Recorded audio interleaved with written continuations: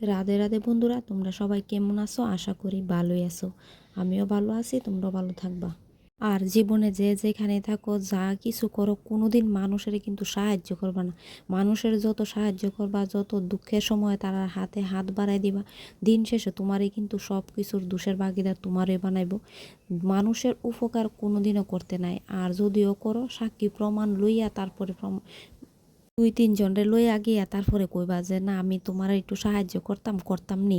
আর তুমি যে চুপচাপ যদি সাহায্য করো, কেউরে কিছু না জানাই কোনো কিছু কইরা, তো কিন্তু তোমার কথার কোনো দাম থাকতো না, আর কোনো সাহায্যেরও কোনো দাম থাকতো না। দিন শেষে তুমি কিন্তু হইবা একটা বেমান।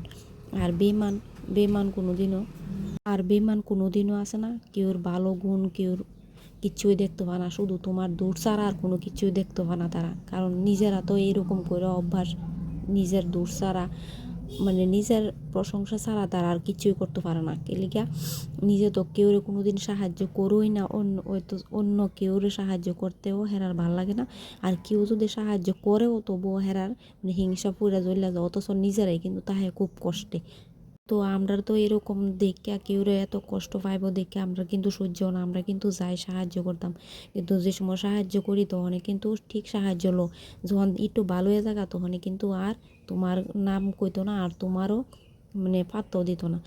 তো এইদিকে দেখো সকাল সকাল কিন্তু আমি ঘুম থেকে উঠতে উড়ানটা ঝাড়ু দিয়ে লাইতেছি। আর আজকে আমার উড়ান, আজকে বলতে সবসময় কিন্তু উড়ানে পাতা টাতা পড়ে থাকে। আমার উড়ান অনেকটাই বড়, গ্রামের বাড়ি তোমরা সবাই জানো, অনেক কিছু কাজ থাকে। আর সকালবেলা উড়ানটা ঝাড়ু দিতে গেলে কিন্তু আমার অনেকটাই দেরি হয়ে যায়।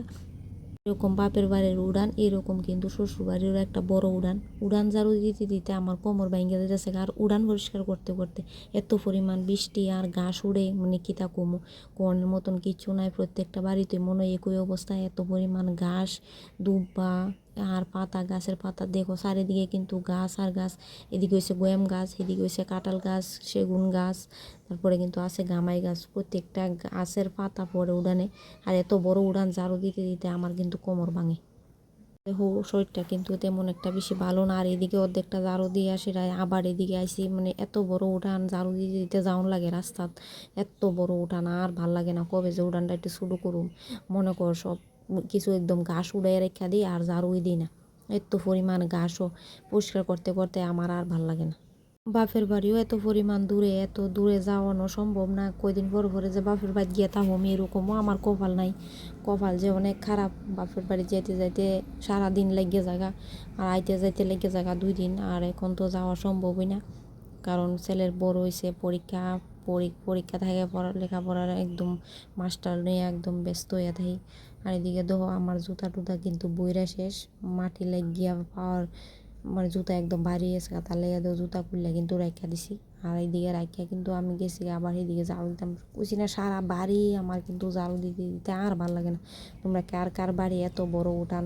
আর আশা করি এখনের দিনের মানুষের এত বড় উঠান থাকে না, কি লিগা কেউ এত বড় উঠান ঝাড়ু দেয় না। আর এত বড় উঠানও ভাল লাগে না, এর থেকে অনেক ছোটো ছোটো উড়ান ঠিক আছে, সুন্দর লাগে, সুন্দরভাবে গুছাই গেছে রাখো, ফুল গাছ টুল গাছ লাগাও, তোরে কিন্তু খুবই ভালো লাগে, আমারও দেখতে খুব ভালো লাগে। কিন্তু আমার বাড়ি তো আছে ফুল গাছ, কিন্তু আমারও এতটা পরিমাণও সুন্দর করে রাখতে পারি না।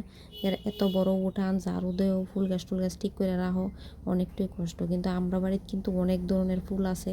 আর দিকে তো আমি কিন্তু ঝাড়ু দিয়া আয়া পড়ছি, তারপর ট্যাঙ্কির ফাটে একটু পরিষ্কার করে লইতেছি। আকাশটা একদম মেঘলা মেঘলা হয়ে রয়েছে, কোন সময় জানি না আবার বৃষ্টি নেমা জায়গা। আর আজকে কিন্তু আমি সকালবেলা উঠতে আগে ব্রাশ করছি না, অন্যদিন কিন্তু আমি আগে ব্রাশ টাশ করে লই। আজকে কিন্তু আমার কোনো কিছু করা হয়েছে না, ব্রাশ করলাম ওখানে, উঠানটা ঝাড়ু দিয়ে আয়া ব্রাশ করতেছি। তো তোমরা সবাই ভালো থাকবা, টাটা।